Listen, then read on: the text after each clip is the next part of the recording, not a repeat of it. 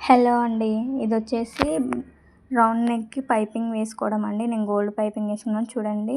Cross cuttings అని తీసుకోండి. మనం హెమ్మింగ్ పట్టేసాం కదా, అలాగే తీసుకోండి. ఒక్క సైడ్ మాత్రం పావించి మందం లోపల దారం అనేది పెట్టుకొని మనము స్టిచ్చింగ్ అనేది వేసుకోవాలి. సింగిల్ ఫుట్ వాడాలి. నాది 3 పాదము, అన్నీ అందులోనే ఉంటాయి చూడండి.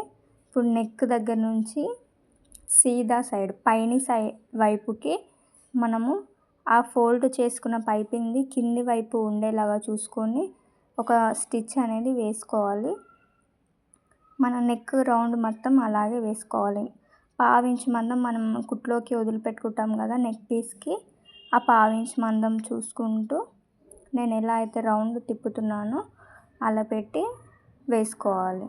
చూడండి ఎలా వేసుకుంటున్నానో. వేసుకున్న తర్వాత కచ్క అనేది కంపల్సరీ అండి. ఇగో ఇలా వస్తుంది లోపల సైడ్ కచ్కలు పెట్టుకున్నా చూడండి. ఇక్కడ మనం కొంచెం ఎక్స్ట్రా వదిలిపెట్టుకుంటాం కదా, దాన్ని లోపలికి ఫోల్డ్ చేసి దాన్ని ఒక ఫోల్డ్ చేసి మళ్ళీ ఇంకో ఫోల్డ్ చేస్తే మనకు డబుల్ ఫోల్డింగ్ అనేది వస్తుంది.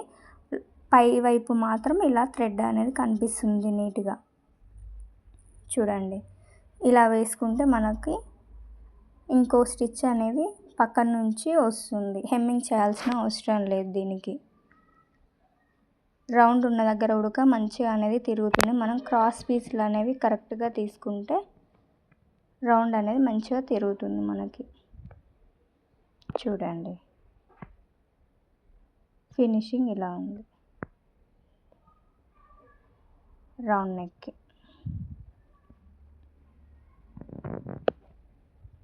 థ్యాంక్ యూ అండి నాకు సపోర్ట్ ఇస్తున్నందుకు. వీడియోస్కి ఇలానే సపోర్ట్ ఇవ్వాలని కోరుకుంటున్నాను. Thank you for watching.